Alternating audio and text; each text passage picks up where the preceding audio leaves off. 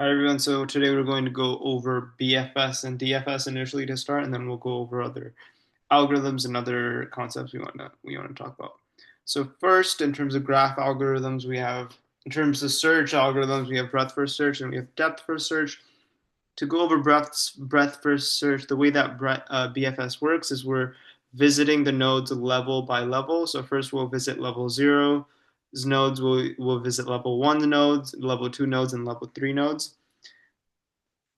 And as we mentioned, we'll visit each node level by level. We'll explore the nodes level by level. So all the nodes in level 0, all the nodes in level 1, all the nodes in level 2, and so on. And you can see the diagram of the levels in that tree.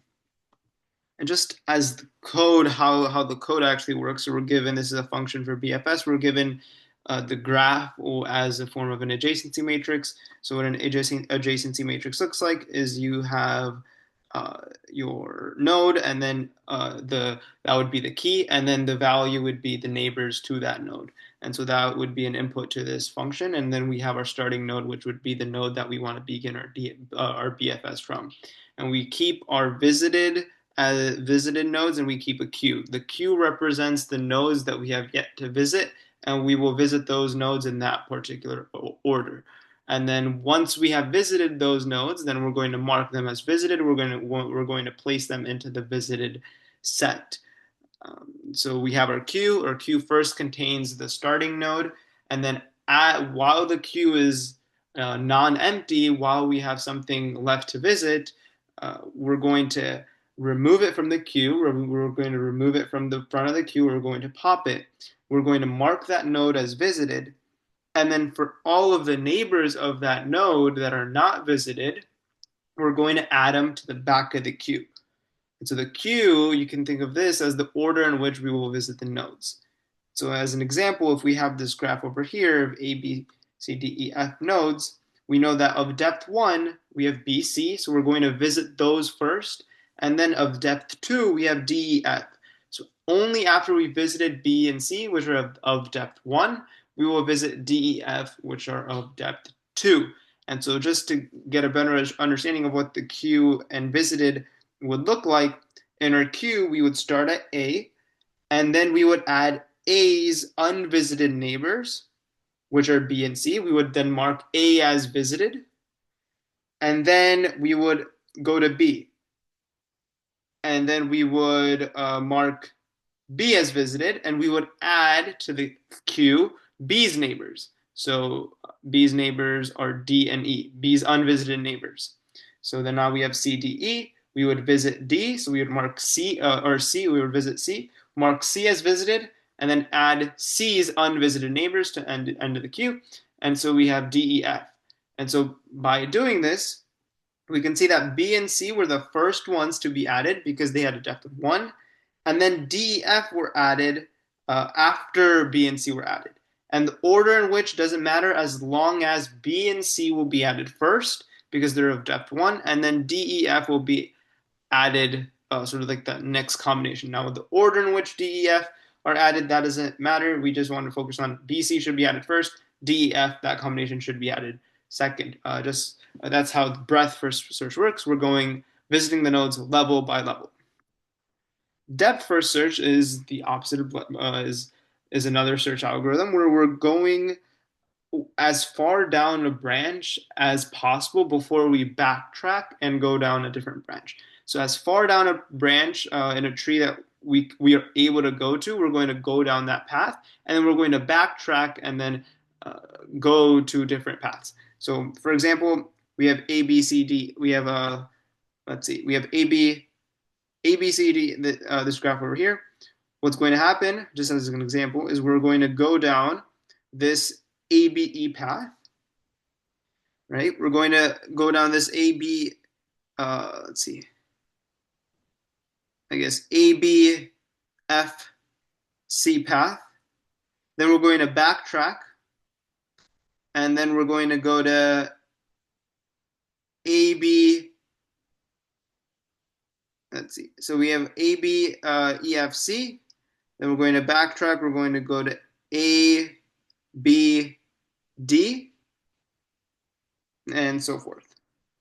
So we're going to go down the graph. We're going to go down as far down as possible before we actually backtrack, and so that's something we want to focus on and do.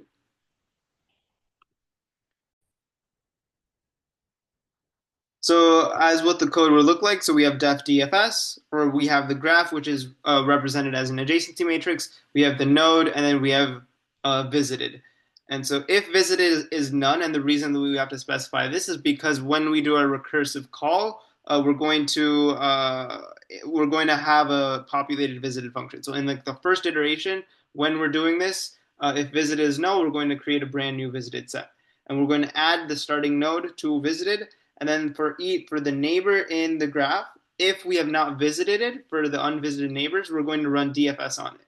So because of this recursion, we're going to go as far down onto a single path as possible, as far down a branch as possible before we start backtracking. So what this would look like in terms of the function call is we would start at A. A would call DFS onto its neighbors, so DFS of B, DFS C. DFS of B would call DFS on its neighbors, unvisited neighbors, so DFSD, DFSE, and then DFSE would call DFS on its unvisited neighbors, so DFSF. And then we would backtrack. So how this would work is we would visit A, B, E, F, then we would backtrack. We would visit A, B, D, and then we would backtrack, and then we would visit A, C. So our visitor would be, we visit A, then we visit B, E, F. In that case, we're going as far down into that branch as possible before we're backtracking. So A, B, E, F, then backtrack to D, and then to C. So our visited would look something like this. And so that's depth first search. We're going as far down a branch as possible before we start backtracking. And now let's start talk about some Leetcode questions. So this is index of the first occurrence in a string. So we have a string, let's say it's this string over here. We want to figure out what's the first occurrence of needle in haystack. And so the solution that we have here is first, we're checking if the first letter is matching, of needle is matching in a haystack. So if the first letter is matching, then we're going to continue and check if the rest of the letters are matching. So that's what we're doing first. What we're doing here first is we're checking if the first letter is matching. Now, because we're checking if the first letter is matching, we only need to do this length of haystack minus length of needle plus 1 times. Just because we don't need to go through the entire string if we're checking just if the first letter is matching, and then if we're checking if the needle then is matching the haystack, the subsequent letters in haystack. So if we do see that the first letter is matching, then we're going to loop through or do a while as long as the characters in haystack are matching needle. We're going to count the length. So for how long are the characters in needle matching the characters in haystack if we see that the first letters are matching. So here we're able to get a length. And if we see that the length of the needle is the same as what we get when we see how many letters in the needle are matching after the first letter is matching, if the length is the same, then we know that we have found that first index. And so we're storing the first index here in I, right? I is the first index. And then we return I if we see that the number matching is the length of the needle. If the length of the needle is the length, the number of characters that are matching. And so if we see that, then we return the first index, which would be I. And so a couple of things to note here. One is how in this solution, I identified what information do we want first. So in this case, we want to know the number of times to check the first letter, right? That's one information I need. And how many times do I need to check the first letter? That's length of haystack minus length of needle plus 1 times. So that's one information. So identifying what information do I need, identifying when do I need it. So identifying, okay, what's the first basis point of information I need? That's for me to check if the first letter of needle is equal to the first letter of is equal to a letter in haystack. Like when is that first occurrence happening? And then I can check, okay, how many other characters is it matching? And so that's what we mean by identifying what's the information do we need first. Then it's identifying the edge cases, or sort of simplifying the problem. Right? And what do we mean by simplifying the problem? It's creating like simplified versions. If the problem is maybe too complex, or something that you're struggling with, maybe you can solve a more simple version of the problem and then extend that simple version to consider more nuances or add extra edge cases so that you're able to solve the more general or the complex problem that you're trying to solve originally. So that's that. And then three is a technique we did here is we reused and manipulated the iterator index. So we used a new version of the I index in the for loop. So in the for loop, as we're going through as we're checking the first letter, right, we have I, and then when we're doing the while loop, we're using that I, we're storing it as J, and then we're changing J when we're seeing how many letters in the needle are actually matching. And so this is actually important. We don't want to just increment the I, because it's possible that if we have like this word, um, let's say we have like word, and then we have like ORD, and then let's say that ORD starts, let's say we have OR, and then it's actually ORD. So it's actually, yeah, it started here, but this itself, so let's say it's ORD. So yeah, this is the first word, but we actually realized that it started here.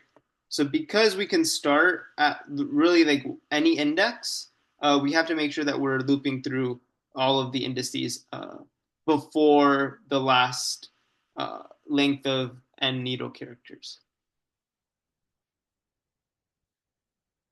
So that's that. And then just as a like an analogy of like what Docker is. So Docker container is where we store all of the dependencies or libraries necessary to run a specific application. It's a running instance of a Docker image. One of the analogies that I thought about was whenever you're cooking or when you're making a dish, the recipe is what you use as the instructions to make the dish or to make the particular meal. You can think of the Docker image as that sort of recipe that lists the ingredients in order to make that particular dish. So it lists the ingredients or the instructions of creating this Docker container. So building the Docker image, you can think of that as writing that recipe, or creating that recipe, creating the instructions that you will use to ultimately run the container. So you can think of the image as a static recipe or a template that you're using, and it has the instructions for, in the case of like cooking a dish, has the instructions for cooking a dish. In this case, it has the instructions for creating or running the container. So an image is a static recipe or a template, and then the container is the dynamic running instance of that image, right? And another sort of analogy here is you can use the same recipe, you can use the same image to create as many dishes, right, as you want. So with the same image, you can create as many Docker containers as you want. And you can think of a container as everything you would need to create that dish, right? So it's your final cooked vegetables, cooked ingredients, everything you need to make the dish. You can think of that as a Docker container. In the same way, anything you need to run an application, all the libraries, all the environments, that would be in your Docker container. And as soon as you start cooking, as soon as you start reading the instructions and making the food as per the instructions, that's what we call running the container. So you're using the image, you're using the instructions from the image to create and run the container. You're using that instead of cooking a dish, you're actually running the container, such that the dish can be served in the same way, such that this application can be created or could be hosted. And another thing is that a Docker is consistent across all production environments. So one of the nice things about Docker is that you're able to run it anywhere and the application will run the same way. So in the same way that if you have like a recipe or if uh, like you packaged like a recipe or you packaged like a set of specific ingredients, you can take those ingredients anywhere and you can ultimately make that same dish wherever you go if you have the recipe and if you have the proper ingredients. In the same way, you can run this Docker container as long as you have the image. You can run the container, and as long as you have this Docker container, the application will run the same way no matter where you are. So no matter the environment, no matter literally wherever you are in the world, if you have this Docker container that stores the libraries and environment of your application, you're able to host and run the application in the same way as you would do across different environments. Also, you can have multiple containers. So this is a very common practice whenever you're dealing with a large complex application. Maybe you have one container that runs a database, another container with the web server. So there's different containers. And these are one of the benefits of this is imagine if one container actually fails, then that doesn't influence other containers. So the failure of one doesn't influence the other. So that's one of the benefits of having these multiple Docker containers is the isolation of each of them, and they don't affect one another. So a k-means elbow plot, and so obviously in k-means we know it's a clustering algorithm. How it works is first you randomly initialize the cluster centroids, then you assign the data points to each of those centroids to the closest centroid. Then you recalculate the centroids, and then you assign the new data points to their closest centroids, and you iteratively do this algorithm until you get to a point where the cluster assignments don't change, right? Where the data points are assigned to the same cluster in two iterations of this algorithm. If you get to that point, then your algorithm has converged. One of the drawbacks about k-means is that because it requires this random initialization process, you can have in a very large data set, it's possible for you to get two separate clusterings based off of the same data set. Just because the random initialization, it may lead to two different clusterings. So you might not get like a stable answer for all random seeds for all times you run the algorithm. So that's one of the cons for k-means. And so one of the ways that we pick the number of clusters is by plotting this elbow plot. And what this elbow plot plots, it's the weighted, or not the weighted, it's the within cluster sum of squares. So the within cluster sum of squares represents how compact clusters are, how compact or similar the data points are in each of those clusters. So it's the sum of square distances to the centroid of all points in the cluster. So what it's going to do, it's going to take all the points in the cluster, measure their sum of square distances to that centroid. So that represents how much variation the data points are, how much do they vary from the centroid, what's their distance, sum of square distance from the centroid. And obviously we want to minimize this. We want to make sure that the points in each of the clusters are very, very similar to one another. But you can obviously do this, like the max, like the best case scenario, you could just have like a single cluster for every single point, and you would have, and the variance would be zero. Like every single point would essentially be its own cluster. So that would be like an extreme case. But there is a trade-off, right? And we want to find that trade-off through this elbow plot. As you get more and more clusters, there comes a point where after a certain number of clusters, the difference in the inertia or the difference in the variation within the clusters don't actually aren't actually reduced by that much. And so you can see when we do like an elbow plot, you can think of this as like something like this, where we have a significant drop off in the inertia, significant drop off in the variance of or the sum of square distances to the centroid of all the points in the clusters after like two or three clusters.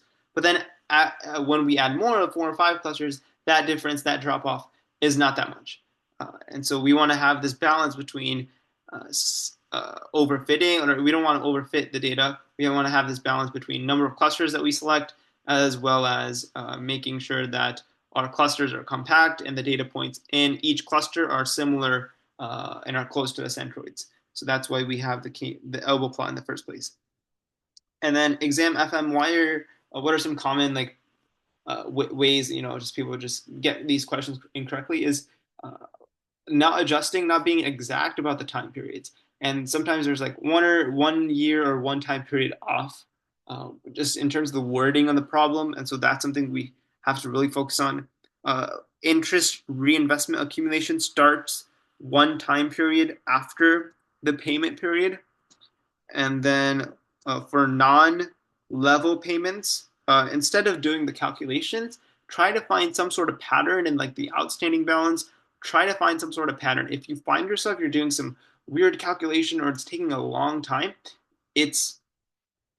you're better off trying to find some sort of pattern, or there probably exists some sort of pattern, and you probably don't have to do this incredibly long calculation or equation. When the interest is reinvested, it does not apply to the current amount of money in the problem. So if there is a reinvestment problem, then that interest does not apply, obviously, to the current time diagram. It's probably in a separate account that gains interest on its own. So you don't have to account for the interest in the original account. Have an exact approach and always solve the easy questions first, right? This is something that we know in these exams where time is incredibly valuable. I'll say, you don't even know what the pilot questions are. So you could be working on a problem for like 10 minutes that could ultimately not even be counted for your grading. Second, you always want to solve the easy questions first, because each question is worth the same number of points. It's worth 1 point. Keeping track of the months and the years, right? This is a common thing I ran into where I had something in years and needed to be in months. So just keeping track and being very, very exact with the wording, making sure of that is very critical. Drawing a time diagram is very critical as well. Again, you want to write as few things as needed and just write the equation down and maybe a time diagram. You don't want to, this is not a time where you're illustrating your work or anything like that. You want to solve the problem as efficiently as you possibly can, because this is a very time intensive exam.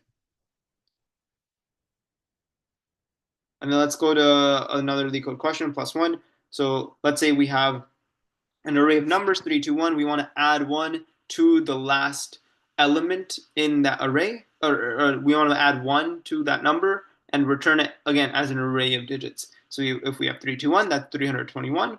Add 1 to that, that's 322. We want to return 3, 2, 2 as an array. And now obviously the typical approach to this is first we're going to convert the 321 into a number, 321, add 1 to it, and then we're going to convert that back to an array. So obviously that's the common approach and the typical approach that's used here. So obviously here we would convert the 3, 2, 1 to 321, and the way we would do that is by using the length of the array as the power as a power of 10, and then multiply that by the respective numbers. So what we would do is, we know that the length of this is 3. 3 minus 1 is 2. We would do 3 times 10 squared, which is 30, or 300. And then we would do 3 minus 2 minus 1, which is, or then we would just do 3 times 10 to the first, or 2 times 10 to the first, 20, and then 1 times 10 to the 0, 1, add those together, we get 321. That's how we get the number, which is essentially what we do here. Our number starts at 0, then we're adding digits I times 10 to the length of digits minus I minus 1. And then we're, again, converting that number back to the individual digits. And the way that we're doing that is, let's say we have 322. We're adding 1 to the number. Let's say we have 322. And then to get the last digit, we can just do mod 10. So mod 10 will get the last digit. And we will append that last digit. So if we have, let's go with another example. Let's say we have 324. Append that last digit to the array. So what we're going to do is we have a 4. And then we're going to get rid of the 4. How can we get rid of the 4? Well, we can get rid of the 4 by, number. So we can do 324 minus mod 10 of that number. divided by 10. So what is mod 10 of this number? Well, that's 4.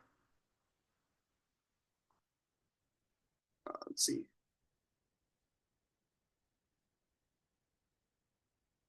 Number minus mod 10, so that's 320 divided by 10, that's 32, right? So we subtract the last digit, so 324 minus 4, 320. Divide that by 10, we get 32, right? Subtract 2, subtract the last digit, 30, divide by that by 10, we get 3. Right, so that's how we can remove the last digit to get the last digit of the number, and that we can add to our array. So here we would get obviously the reversed. So instead of 324, we would get 423, and then we would simply reverse that array, and we would get our answer.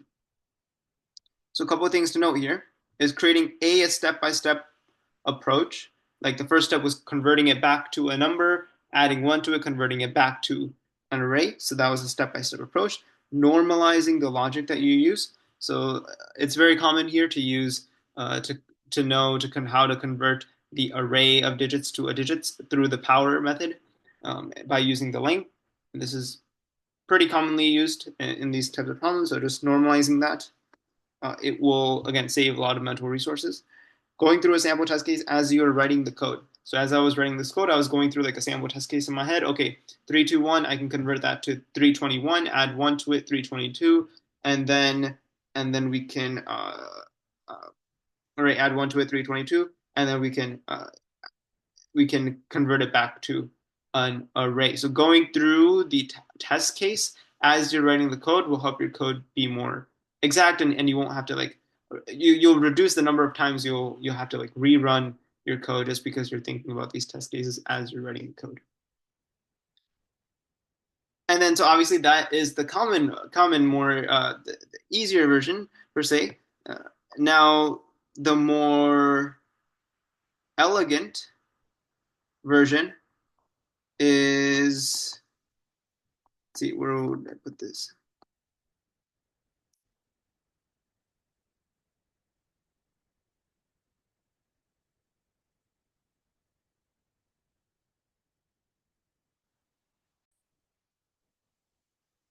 So here we'll go through obviously a different solution. Obviously that plus one, that's the typical solution. That's typically what people would give, the answer that they would give. But another more efficient solution is realizing that, hey, we can actually just increase, in the general case is to increase the last digit by 1, and then we can solve the edge case, which is just having 9s, right? That's the only edge case. If there's not a 9 at the end, we can just increase the last digit by 1, and we would be good with the array. So that's what we do here. We identify that the general case, the majority of times, last number will not be a 9, and we can just increase the last digit by one, and then we're good to go. We can just return digits.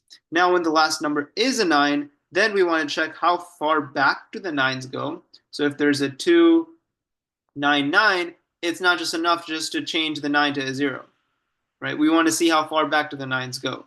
So, because there is another 9. So if we have 299, we want to see how far back to the 9s go. In this case, it's the last 2 digits, so we convert that to 0. And then if the first then digit is not 0, meaning our I is not less than 0, or is not less than or equal to 0, right? Our I is not let's see, greater than or equal to 0, right? If our I is less than 0. So if let's say if we're over here,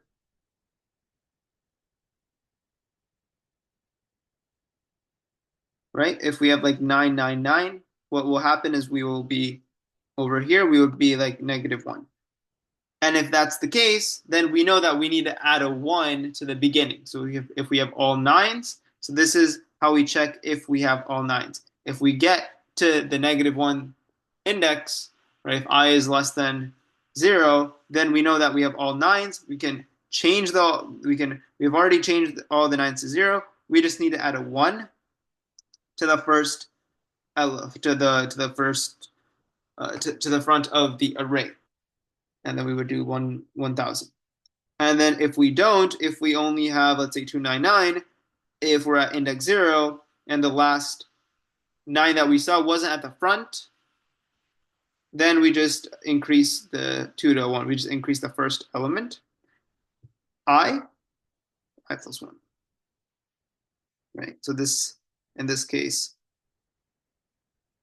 I will be 0 or greater than 0. Right? Or greater than 0. So if it's this, so something like this, if it's this, in this case, right, the 9s are not all the way across the number, and we're able to increase just that last number. So in this case, it would be 24600. Right. The last number after the first number after the 9, the run of 9s are done. And so what can we learn from this problem? One is breaking the problem into different cases. We first solved the general case, which is the majority of what the numbers, the inputs would be. We solved that case. Then we saw that, one of the other cases, if the last number is a 9, one of the other cases, if there's a run of 9s, and then there's another case where if all of the numbers are a 9. If all of the numbers are a 9, we're going to have to add a 1. If all of the numbers are not a 9 and there's only a run of 9s, we would add 1 to the first, going from the back, the first non-9, the first integer that's not a 9. And then if we only have one I in 1 9 at the end of the number, then we just need to add a 0, replace the 9 with a 0, and then add 1 to the next non-9 integer. So that's what we call breaking the problem into multiple cases. Obviously, we broke that into like 3 or 4 different cases, special cases with the 9s.